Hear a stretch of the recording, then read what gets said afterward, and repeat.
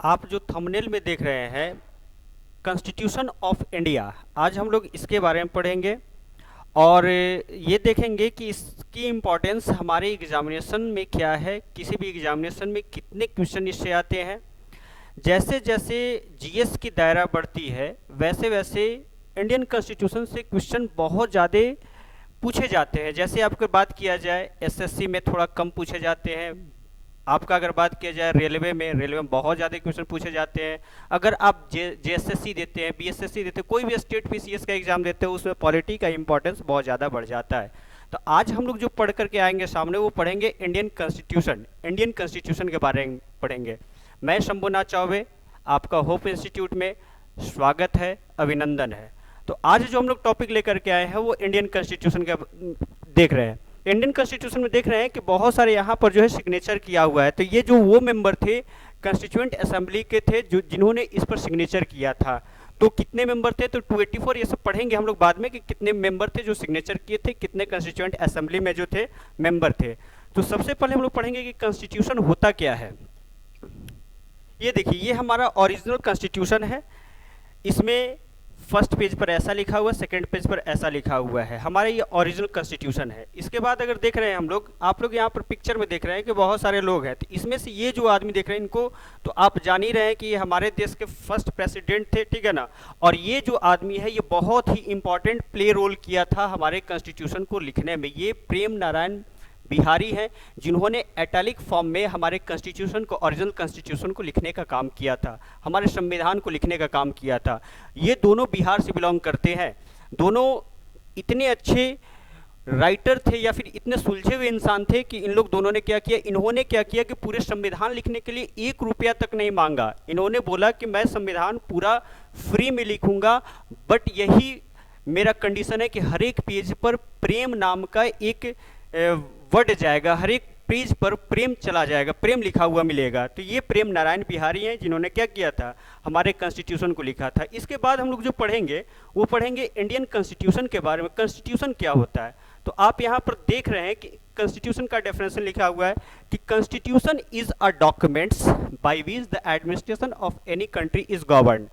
मतलब है कि किसी भी कंट्री के प्रशासन को चलाने के लिए कॉन्स्टिट्यूशन का जरूरत होता है, संविधान की जरूरत होती है। तो संविधान जरूरत इसलिए है कि कोई भी कंट्री कैसे उसकी प्रशासन को चलाया जाए, सारे लोग कानून के सामने जो हो वो समान हो, ये चीज़ हम लोग देखते हैं। तो संविधान जो होते हैं वो जनरली 2 तरह के होते हैं, एक को कहा जाता है रिटन और दूसरा को वर्बल कहा जाता है, लिखित और मौखिक।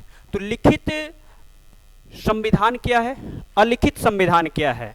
तो लिखित संविधान वो होता है जिसमें जितने भी आर्टिकल्स होते हैं, पार्ट्स होते हैं, शेड्यूल्स होते हैं, वो सारे चीज टर्म्स एंड कंडीशन लिखे हुए रहते हैं। किसी भी कंट्री को अगर चलाना है तो कैसे चलाना है तो सारी चीज उसमें लिखे हुए होते हैं। लेकिन अगर बात किया जाए वर्बल कॉन्स्टिट्यूशन का, तो वर्बल कॉन्स्टिट्यूशन वैसा होता है जिसमें कुछ पार्ट लिखा हुआ होता है। ऐसा नहीं कि पूरी की पूरी तरह से बोले हुए रहते हैं, कुछ पार्ट लिखा हुआ रहता है, कुछ पार्ट बोला हुआ रहता है। ये कॉन्स्टिट्यूशन जनरली वहां पर काम करते हैं जहां पर छोटे एरिया हो, जैसे ब्रिटेन बहुत ही छोटा एरिया है।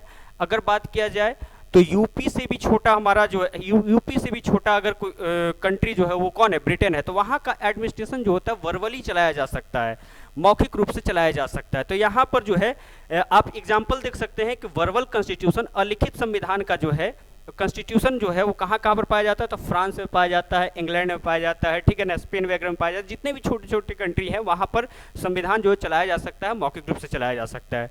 लेकिन हमारे कंट्री जो यूएसए है, इंडिया है, यूएसए है, ये सब एग्जाम्पल जो हो गया वो रिटन कॉन्स्टिट्यूशन का हो गया। तो रिटन कॉन्स्टिट्यूशन जो है ये एग्जाम्पल हो गया इंडिया और यूएसए। यूएसए पहला कंट्री है जिन्होंने क्या किया था, अपना संविधान तैयार किया था। सबसे पहले संविधान तैयार करने का काम जो किया था वो यूएसए किया था, अमेरिका किया था।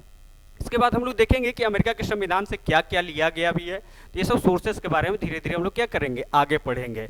आगे देखते हैं क्या है। देखिए, अगला जो टॉपिक निकल करके आता है सामने, इंडियन कॉन्स्टिट्यूशन। इसको थोड़ा अच्छा समझेंगे। इंडियन कॉन्स्टिट्यूशन में क्या क्या पढ़ना है मेरे को? तो सबसे पहले पढ़ना है शेड्यूल, पढ़ना है अनुसूची, पार्ट पढ़ना है, भाग पढ़ना है, और क्या पढ़ना है, आर्टिकल्स, अनुच्छेद पढ़ना है, अनुच्छेद पढ़ना है। अनुच्छेद और अमेंडमेंट। अमेंडमेंट अभी तक भारत में कुल 106 अमेंडमेंट हो चुके हैं। अभी हाल फिलहाल में एक अमेंडमेंट आया था जिसका नाम था वुमेन्स रिजर्वेशन एक्ट्स, नारी सशक्तिकरण। 33% जो आरक्षण देने का बात किया गया है कि अगला जब इलेक्शन होगा लोकसभा, राज्यसभा या फिर आपका विधानसभा में, तो इसमें जो आरक्षण मिलेगा वो कौन सा अमेंडमेंट से किया गया है? 106वां अमेंडमेंट से किया गया। 106वां संविधान संशोधन के द्वारा क्या किया गया है? लाया गया है। तो इस स्थिति को देखते हैं कि शेड्यूल हमारे संविधान में जो है अभी तक जब पहला था वो 108 था, जब जिस समय हमारा संविधान बना था उसमें अगर बात किया जाए शेड्यूल जो था अनुसूची की संख्या 8 थी। आज जो पार्ट्स की संख्या है, आज शेड्यूल की संख्या जो है कितनी है? 12 है। अनुसूची की संख्या 12 है। अब बात किया जाए पार्ट्स की, बात किया जाए तो पार्ट्स अभी जो है वो आप बोल सकते हैं 25 भी है, 22 भी है। जैसा ऑप्शन रहेगा वैसे अकॉर्डिंगली हम लोग क्या करेंगे? काम करेंगे। लेकिन पहले जो था वो कितने थे? 22 थे, ठीक है। और आर्टिकल्स का बात किया जाए तो आर्टिकल्स अभी जो है 395 है। 395 था जब संविधान बना था तब, लेकिन बहुत सारे अमेंडमेंट्स के थ्रू जो है हमारा अब जो है अनुच्छेद की संख्या जो होगी, आर्टिकल्स की संख्या जो होगी 470 हो गई है। तो यहाँ चीज तक समझ गए कि शुरू के समय में हमारी स्थिति क्या थी, अब स्थिति क्या है, हमारे कॉन्स्टिट्यूशन में कितने बदलाव किए गए हैं। देखिए एक केस आया था, उसमें आप देखे थे कि हमारा संविधान के मूल ढांचा में जो है ना वो बदलाव नहीं लाया जा सकता है, बल्कि उसमें कुछ चेंजमेंट लाया जा सकता है, लेकिन मूल ढांचा में फंडामेंटल्स ओरिजिनल कॉन्स्टिट्यूशन में कोई भी चेंजमेंट नहीं लाया जा सकता है। केशवानंद भारती बनाम क्या था? State of Kerala. चलिए आगे देखते हैं। देखिए इंडियन कॉन्स्टिट्यूशन जो था, देखिए एक पॉइंट्स लिखा हुआ, जो चीज हम बतलाए थे पहले कि जो इंडियन कॉन्स्टिट्यूशन था वो रिटेन किसके द्वारा किया गया था? प्रेम नारायण बिहारी के द्वारा किया गया था। भारतीय संविधान प्रेम नारायण बिहारी रायजादा के द्वारा किया गया था। किस फॉर्म में किया गया था? इटैलिक स्टाइल में किया गया था, इटैलिक फॉर्म में लिखा गया था। और ये जो थे इसको सजाने का काम जो किया गया था वो नंदलाल बोस के द्वारा किया गया था। मतलब आप लोग देखते होंगे कि हर एक भाग में जो है ना तरह तरह का पिक्चर बना हुआ है, या फिर इसका बॉर्डर जो बना हुआ है संविधान का, वो जो बनाने का काम किया, सजाने का जो काम किया, वो कौन किया? नंदलाल बोस ने किया है, ठीक है। और इसी तरह से ये इंग्लिश में लिखा हुआ है, ये इंग्लिश में लिखा हुआ, और हिंदी में जो मिला है, हिंदी में जो लिखे ओरिजिनल संविधान को, वो कौन लिखे? बसंत कृष्ण वैद्य ने लिखा है। किसने लिखा है? बसंत कृष्ण वैद्य ने लिखा है, ठीक है। और इसको भी सजाने का काम जो किया है, हिंदी कॉन्स्टिट्यूशन को भी सजाने का काम जो किया है, वो कौन किया है? ये नंदलाल बोस। ये कहाँ के आर्टिस्ट थे? ये शांति निकेतन के आर्टिस्ट हुआ करते थे, और इन्होंने ने क्या किया था? हमारे संविधान को सजाने का काम किया था। चलिए आगे देखते हैं, आगे देखते हैं।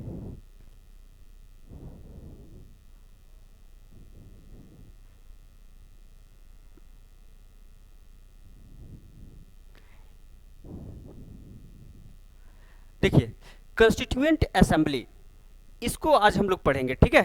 कंस्टिट्यूएंट असेंबली, तो इसका फॉर्मेशन जो हुआ था वो कैबिनेट मिशन के द्वारा हुआ था। कैबिनेट मिशन जब भारत में आया तब बोला कि संविधान बनाने के लिए जो होना है किसी मेंबर्स की होना जरूरी है, ठीक है ना। तो वो मेंबर जो सजेशन दिया गया था, किनके द्वारा दिया गया था? तो कैबिनेट मिशन के द्वारा दिया गया। तो संविधान सभा हम लोग देखेंगे constituent assembly, total number of member जो थे 389 थे। कुल सदस्यों की संख्या जो थी 389 थी, ठीक है। जिसमें से कुछ का तो क्या हुआ था? चुनाव किया गया था, जबकि कुछ का क्या था? नॉमिनेशन किया गया था, नॉमिनेटेड थे। कुछ लोग चुना करके आए हुए थे, निर्वाचित थे, जबकि कुछ लोग जो थे वो क्या थे? नामांकित थे। नामांकित के जब मनोनीत कौन थे? कौन से मनोनीत थे? तो वैसी जगह से जहां पर राजा का प्रशासन था, प्रिंसली स्टेट था, वहां के लोग जो थे वो चुना करके आए थे, राजा के द्वारा चुना करके आए थे। और ये जो 11 प्रोविंस आप देख रहे हैं, प्रोविंस 11 प्रोविंस और 4 उसमें कमिश्नरी क्षेत्र था, वहां से चुन करके लोग क्या किए थे? आए थे। और वो जो चुन करके आए थे टोटल मेंबर 296 चुन करके आए थे। और जो चुनाव जीत करके आए थे, लेकिन जो चुन करके आए थे वो कितने चुन करके आए थे? 93 चुन करके आए थे। ये जो चुनाव किया गया था किनके द्वारा किया गया था? रियासत के जो राजा होते थे उनके द्वारा नॉमिनेट कर दिए थे, मनोनीत कर दिया गया, नॉमिनेटेड कर दिया गया था। आगे देखते हैं। अब देख रहे हैं क्या कि 389 जो था, 389 को दो पार्ट में बांटे। एक पार्ट जो है यार 296 हुआ और दूसरे पार्ट में 93। तो 296 जो था इनका जो हुआ था ये इलेक्टेड थे तो इलेक्टेड हुए थे। इसमें से जो है 292 जो थे ये आए आपके इलेक्टेड फ्रॉम 11 प्रोविंसेस। ये कहाँ से चुन करके आए? प्रोविंसेस से चुनकर, प्रांतों से चुन करके आए। लेकिन जहां पर चीफ कमिश्नरी प्रोविंसेस था वहां से चुन करके 4 आए। चीफ कमिश्नरी प्रोविंसेस क्या होता था? मतलब जहां पर कमिश्नर का डायरेक्ट क्या होता था, एडमिनिस्ट्रेशन चलता था, वैसे क्षेत्रों को क्या कहा गया? चीफ कमिश्नरी प्रोविंसेस कहा गया, ठीक है ना। मुख्य आयुक्त प्रांत कहा गया, ठीक है, चीफ कमिश्नरी क्षेत्र, जहां पर कमिश्नर का डायरेक्ट क्या था? रूल था। जैसे आज यूटी होता उस तरह का कंडीशन था यहाँ पर, ठीक है। अब यहाँ देखते हैं कि 296 में से जीत करके आए थे, उसमें से बहुत बड़ा उसमें पार्टी था कांग्रेस, मुस्लिम लीग, और यहाँ पर क्षेत्रीय पार्टी भी थे और कुछ कुछ जो था अदर पार्टीज भी थे, निर्दलीय जिसको कहा जाता है। तो इसमें से कांग्रेस का बात किया जाए, कांग्रेस ने जो जीत करके आया था 208 सीटें जीत करके आई थी। मुस्लिम लीग जो थे 73 सीट्स जीत करके आए थे, जबकि अदर पार्टी जो थे वो कितने जीत करके आए थे? 15 जीत करके आए थे, 15 जीत करके आए थे। कांग्रेस कितना जीता? 208। मुस्लिम लीग कितना जीता? 73 जीता।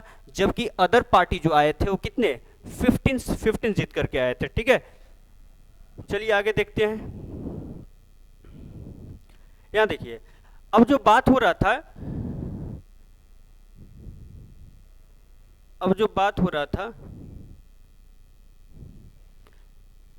यहां देखिए कुछ इंपॉर्टेंट फैक्ट्स देखेंगे हम लोग। क्या फैक्ट्स है कि हमारा संविधान जो बन रहा था उसमें कुछ महिलाएं भी थी। तो महिलाओं की कुल संख्या जो उस समय थी, फीमेल्स मेंबर जो थे वो 15 मेंबर्स थे। और क्या हुआ था कि हमारे संविधान बतला रहे थे कि जब इंडिया और पाकिस्तान का विभाजन हो गया था 15 अगस्त 1947 को, जब इंडिया और पाकिस्तान क्या हुआ? अलग हुआ। तो इसके बाद जो है सबसे पहली जब बैठक हुई उस समय सदस्यों की कुल संख्या रह गई थी 299 रह गई थी, ठीक है। वो 299 जो थे, जब पहली बैठक हुई थी, पहली बैठक कब हुई? स्वतंत्रता के बाद। स्वतंत्रता के बाद जो हो गया आफ्टर फ्रीडम जो हुआ, सबसे पहली बैठक जो है 31 अक्टूबर को हुआ। 31 अक्टूबर 1947, 31 ऑफ अक्टूबर 1947 को हुआ। इस दिन क्या हुआ कि 299 मेंबर जो थे वो प्रेजेंट थे कॉन्स्टिट्यूएंट असेंबली में, ठीक है। जब सिग्नेचर की बात किया जाए, जब हमारा संविधान जो बना था 26 नवंबर को बना था, 26 नवंबर 1949 को हमारा संविधान बना। इस दिन जो है कितने लोग प्रेजेंट थे? 284 पीपल्स प्रेजेंट थे, मेंबर्स प्रेजेंट थे, जिन्होंने क्या किया था? सिग्नेचर किया था। किस पर? कॉन्स्टिट्यूशन पर सिग्नेचर किया था, ठीक है। आगे देखते हैं। ये चीज़ तो देख ही लिए हम लोग कि कैबिनेट मिशन की सिफारिश पर ही क्या किया गया था? कॉन्स्टिट्यूएंट असेंबली का गठन किया गया था। कब? जुलाई 1946। जुलाई 1946 में क्या किया गया था? इसका गठन किया गया था। जुलाई 1946 में इसका गठन किया गया था। मतलब establishment of constituent assembly is done by cabinet mission in 1946। Cabinet mission की सिफारिश पर ही क्या किया गया था? आपका कॉन्स्टिट्यूएंट असेंबली संविधान सभा की संविधान सभा बनाया गया था, फॉर्म किया गया था, ठीक है। चलिए अब क्या देखते हैं कि संविधान सभा, तो अगर मेरे को संविधान बनाए तो कुछ तो बैठक करना पड़ेगा। तो बैठक के लिए क्या किया? बहुत सारे बैठक किए गए। तो संविधान बनाने के लिए कुल बैठकों की संख्या जो की गई थी वो 11 की गई थी। बहुत सारी कंपटीशन पूछा हुआ है कि कितनी बैठक बुलाई गई थी, तो 11 बैठक बुलाई गई थी, ठीक है। तो 11 बैठक में से हम लोग सारे बैठक को नहीं पढ़ेंगे। इसमें सबसे ज्यादा पूछता है पहला कब हुआ, दूसरा कब हुआ, तीसरा कब हुआ और लास्ट कब हुआ था, ठीक है। लास्ट बैठक कब की गई थी। तो पहला मीटिंग जो हुआ था, और इनके खासियत को देखेंगे, क्या इनका फीचर रहा होगा उस दिन। तो जो पहला बैठक हुआ था वो 9 दिसंबर को हुआ था, 9 दिसंबर 1946 को हुआ था, 9 दिसंबर 1946 को हुआ था। इस दिन क्या हुआ था कि जो सच्चिदानंद सिन्हा थे, मतलब संविधान सभा के जो सबसे वरिष्ठ सीनियर मोस्ट एज में थे, उनको क्या कर दिया गया? 2 दिन के लिए क्या बना दिया गया? संविधान सभा का अस्थायी अध्यक्ष चुन लिया गया, ठीक है, वरिष्ठतम नागरिक होने के कारण से। लेकिन जब ये बैठक हुआ, दूसरी बैठक हुआ किस तारीख को? 2 दिसंबर 1946 दूसरी बैठक हुई। इस बैठक में क्या किया गया कि इस बैठक में राजेंद्र प्रसाद को अस्थायी परमानेंट प्रेसिडेंट घोषित कर दिया गया, किसका? संविधान सभा का, ठीक है। और क्या किया गया? बीएन राव को जो है वो संवैधानिक बीएन राव को संवैधानिक सलाहकार नियुक्त किया गया, लीगल एडवाइजर क्या किया गया? नियुक्त किया गया, ठीक है। और क्या हुआ? इस दिन जो हुआ 2 प्रेसिडेंट वाइस प्रेसिडेंट बनाए गए। कौन कौन? एच.सी. मुखर्जी को बनाया गया और वी.टी. कृष्णामाचारी को बनाया गया। चलिए देखिए 3 पॉइंट्स हम लोग देखें। इस दिन क्या हुआ? पहला, प्रेसिडेंट, परमानेंट प्रेसिडेंट घोषित किए गए। कौन किए गए? डॉक्टर राजेंद्र प्रसाद को घोषित किया गया। संवैधानिक सलाहकार किन्हें नियुक्त किया गया? बीएन राव को नियुक्त किया गया। उप अध्यक्ष जो चुने गए वो कौन चुने गए? उपाध्यक्ष जो चुने गए वो एच.सी. मुखर्जी और वी.टी. कृष्णामाचारी को क्या किया गया? चुना गया। मतलब 2 उपाध्यक्ष थे, ठीक है। चलिए अब आगे देखते हैं। हाँ, थर्ड, अब पढ़ते हैं थर्ड मीटिंग। थर्ड मीटिंग जो हुआ था इस दिन जो है जवाहरलाल नेहरू का एक इंपॉर्टेंस रोल था। इस दिन क्या किए थे? इन्होंने उद्देश्य प्रस्ताव पारित किया था। उद्देश्य क्या है? जैसे उद्देश्य क्या होता है, उद्देश्य प्रस्ताव के बारे में पढ़ते हैं। किसी भी चीज को, जैसे संविधान बनना है तो उसका उद्देश्य क्या है, कैसा होना चाहिए था। तो ये जो प्रपोजल लाया गया था इसको कहा जाता है ऑब्जेक्टिव रिजोल्यूशन या ऑब्जेक्टिव प्रपोजल कहा जाता है। तो ये जो लाया गया था किनके द्वारा लाया गया था? पंडित जवाहरलाल नेहरू के द्वारा लाया गया था। बाद में क्या हुआ कि इसी उद्देश्य प्रस्ताव को, ऑब्जेक्टिव प्रपोजल को, ऑब्जेक्टिव रेजोल्यूशन को भारत का प्रियम्बल घोषित किया गया, प्रस्तावना घोषित किया गया। और ऐसा भी कहा गया कि भारत की प्रस्तावना जो है हमारे संविधान की क्या है? आत्मा है, ठीक है। तो ये चीज जो लाया गया था, कब लाया गया था? 13 दिसंबर 1946 ईस्वी को लाया गया था, ठीक है, ऑब्जेक्टिव रेजोल्यूशन। और जो लास्ट मीटिंग हुआ था, लास्ट मीटिंग जो हुआ था 24 जनवरी 1950 को हुआ था। 24 जनवरी 1950 को लास्ट बैठक हुई थी। इस बैठक में क्या किया गया था? डॉक्टर राजेंद्र प्रसाद को भारत का प्रथम राष्ट्रपति बनाया गया। और क्या किया गया? नेशनल सॉन्ग, नेशनल एंथम, राष्ट्रीय गीत और राष्ट्रीय गान को क्या किया गया? अपनाया गया। तो चलिए, राष्ट्रीय गीत जो हम लोग जानते हैं वंदे मातरम है, किनके द्वारा लिखा गया? बंकिम चंद्र चटर्जी के द्वारा लिखा गया। जबकि जन गण मन जो है हमारा नेशनल एंथम है, राष्ट्रीय गान है, राष्ट्रीय गान किनके द्वारा लिखा गया? तो रविंद्रनाथ टैगोर के द्वारा लिखा गया, ठीक है। इसको कब अपनाया गया?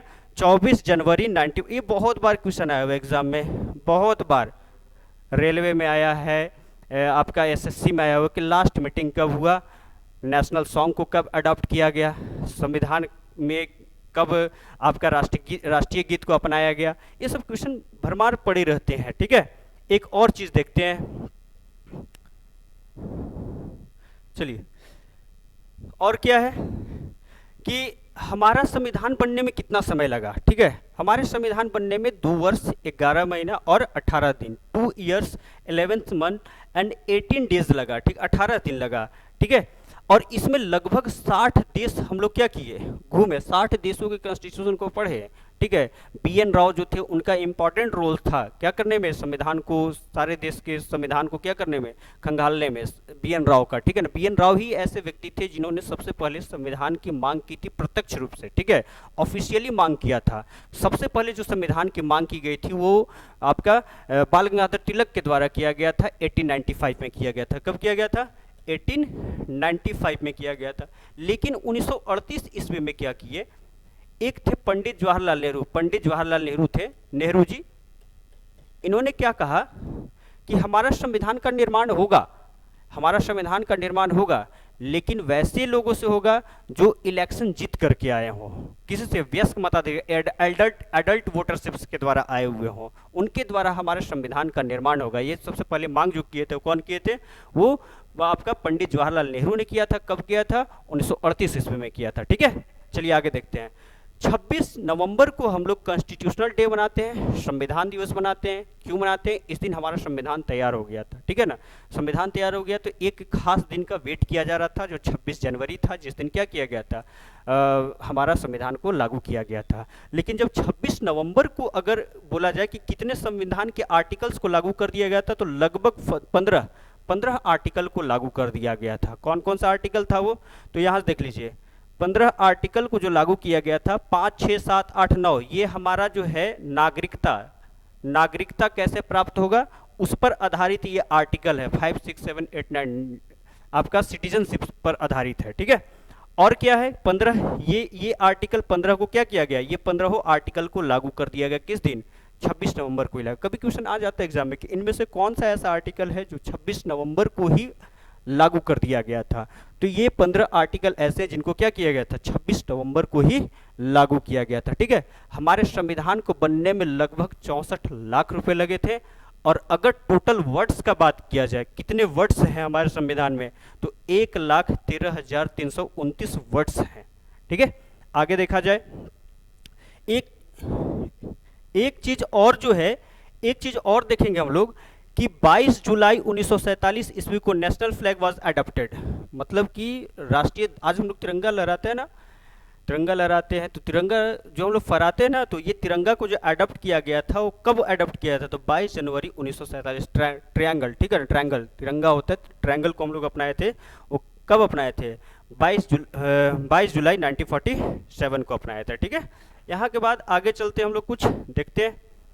देखिए, अब रीडिंग हुआ, रीडिंग मतलब बहस, कितनी बहस की गई, तो 114 दिन तक बहस चला था। ठीक, वाद विवाद चला था 114 दिन तक। इसमें से जो चला था पहला, देखिए पहला जो रीडिंग हुआ था कब से कब हुआ था, 4 नवंबर से लेकर के 9 नवंबर 1948 ईस्वी तक चला था। 4 नवंबर 1948 टू 9 नवंबर 1948 तक चला था। ठीक है ना, इसकी खासियत बात क्या थी कि इस दिन जो था ना, 4 नवंबर को, ये क्वेश्चन देखिए कितनी बार एग्जाम में आया हुआ है कि पहली बार संविधान को कब पढ़ा गया, पहली बार संविधान को कब पढ़ा गया, तो पढ़ा गया था 4 नवंबर 1900 कितना को, 48 को पहली बार संविधान क्या किया गया, पढ़ा गया था। ठीक है, सेकेंड रीडिंग कब हुआ, सेकेंड रीडिंग हुआ 15 नवंबर 1948 ईस्वी से लेकर के 17 अक्टूबर 1947। ठीक है, इस दिन क्या हुआ कि इस दिन जो हुआ, मतलब ये जो था सबसे लॉन्गेस्ट रीडिंग था, सबसे लंबा बहस था। ठीक है ना, वाचन था, सबसे लंबा वाचन था। ठीक है, और ये जो थर्ड रीडिंग जो हुआ था 14 नवंबर 1949 टू कितना 26 नवंबर 1949 तक चला था। ठीक है, 14 नवंबर 1949 से लेकर के 26 नवंबर 1949 तक चला था। ठीक है, ये 3 रीडिंग हुआ था। कुल कितने दिन डिबेट्स चला था, 114 दिन डिबेट्स चला था। ठीक है, चलिए आगे देखते हैं। आगे हम लोग देख रहे हैं क्या कि major committees of the Indian constitution assembly. ठीक है, मतलब पार्लियामेंट्री कमिटीज कौन कौन सी थी, तो ये सब चीज़ तो हमको, ये सब चीज़ तो याद करने वाली चीज़ है कि कैसे याद करेंगे। ठीक है, तो इसमें तो 4-5 क्वेश्चन इसमें तो बिल्कुल जो है इंपॉर्टेंट ही, जिसको याद ही कर लेना है, कम से कम 8 को क्या कर लेना है, मेजर 8 थे। देखिए टोटल कमिटी की संख्या अगर बात किया जाए ना, टोटल कमिटी की संख्या बात किया जाए तो वो आपका था 22, जिसमें से 8 जो थे वो मेजर थे, मेजर कमिटी थे। और अगर बात किया जाए 14 जो था वो क्या था, माइनर कमिटीज था। तो ये 8 कमिटी जो है इसको तो याद करना ही है, 8 मेजर कमिटी, बड़े कमिटी जो थे इनको याद ही करना है, इनको याद किए बिना कोई उपाय नहीं है। तो देखते हैं कैसे याद करेंगे इसको। चलिए देखिए, थोड़ा इसमें हम सारा लिखे नहीं, वो 22 कमिटीज का नाम नहीं लिखे, जो जो इंपॉर्टेंट है उस कमिटीज का नाम लिखते हैं। ठीक है, यूनियन पावर कमिटीज, इसके अंदर देखिए जहां यूनियन और स्टेट लगा हुआ होगा वहां पर जो निकल करके आएंगे जवाहरलाल नेहरू ही निकल करके आएंगे। ठीक है, यूनियन और स्टेट। तो यूनियन पावर कमेटी, संघ शक्ति कमेटी के अध्यक्ष जो थे वो जवाहरलाल नेहरू थे। यूनियन कॉन्स्टिट्यूशनल कमेटी, देखिए यहाँ पर भी यूनियन वर्ड लगा हुआ है, तो यूनियन कॉन्स्टिट्यूशनल कमेटी जो थे इनके भी अध्यक्ष जो थे वो कौन थे, जवाहरलाल नेहरू। ठीक है, स्टेट कमेटी, स्टेट कमेटी के जो अध्यक्ष थे, राज्य समिति जो था उसके अध्यक्ष जो थे वो कौन थे, जवाहरलाल नेहरू थे। और सबसे इंपॉर्टेंट ड्राफ्टिंग कमेटी, ये तो सब लोग नाम सुना होगा, प्रारूप समिति, प्रारूप समिति के जो अध्यक्ष थे वो कौन थे, B.R. अम्बेडकर थे। और इसमें कितने मेंबर थे, 7 मेंबर थे। ठीक है ना, इन्होंने क्या किया था ना कि पूरे संविधान की प्रारूप तैयार करने में मदद की थी। कौन सा पेज, कौन सा, जैसे आप लोग पढ़ते हैं कि fundamental duties, fundamental rights, DPSP, ठीक है ना, मूल कर्तव्य, मूल अधिकार, राज्य के नीति निर्देशक तत्व, तो ये सब कहाँ होंगे, नागरिकता कहाँ होंगे, तो ये सब काम जो था किनका था, ये ड्राफ्टिंग कमेटी का काम था। ठीक है, तो ये ड्राफ्टिंग कमेटी का जो हेड था वो कौन थे, डॉक्टर B.R. अम्बेडकर थे। ठीक है, चलिए आगे देखते हैं। प्रोविंशियल कॉन्स्टिट्यूशनल कमेटी, प्रांतीय संविधान समिति, देखिए प्रोविंशनल जो था वो कौन थे, आपका वल्लभ भाई पटेल थे। ठीक है, committees on the rules and procedure, देखिए उस समय जो राष्ट्रपति थे कौन थे, डॉक्टर राजेंद्र प्रसाद थे, तो डॉक्टर राजेंद्र प्रसाद ही कानून बनाने के काम करती है। तो कानून बनाने वाले जो समिति थी उसके अध्यक्ष जो थे वो कौन थे, डॉक्टर राजेंद्र प्रसाद थे। ठीक है, ये बहुत इंपॉर्टेंट है, ये क्वेश्चन बहुत बार आया हुआ है एग्जाम में, बहुत बार एग्जाम में आया हुआ है। Constitution on minority and tribal and fundamental rights committee, मतलब इसका ये हो गया कि अल्पसंख्यक एवं मूल अधिकार कमेटी जो था उसके अध्यक्ष कौन थे, ठीक है, तो उसके अध्यक्ष वल्लभ भाई पटेल थे, ठीक है ना। आप लोग ये भी जानते होंगे कि सबसे पहले हमारे संविधान में मूल अधिकार की जो मांग की गई थी वो किनके द्वारा की गई थी, इनके द्वारा ही किया था, वो सरदार वल्लभ भाई पटेल के द्वारा ही किया गया था। तो वहां से भी आप याद कर सकते हैं कि सबसे पहले मांग जो किए थे फंडामेंटल राइट्स का, वो कौन किए थे, वल्लभ भाई पटेल किए थे। इसलिए हम कह सकते हैं कि फंडामेंटल राइट्स कमेटी के जो अध्यक्ष होंगे वो कौन होंगे, वल्लभ भाई पटेल ही होंगे, ठीक है। चलिए आगे देखते हैं, वल्लभ भाई पटेल ही है।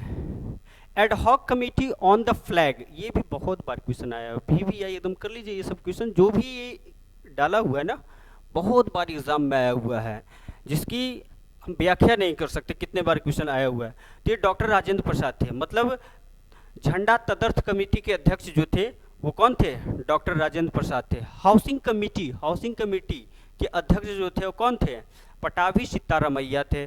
अब ये दो सब कमिटीज है, ये भी क्वेश्चन बहुत बार आया एग्जाम में, Bihar SSC, JSSC, railway, bank, railway आपका एसएससी, सीडीएस, ये सब क्वेश्चन भरा पड़ा रहता है ये सब क्वेश्चन।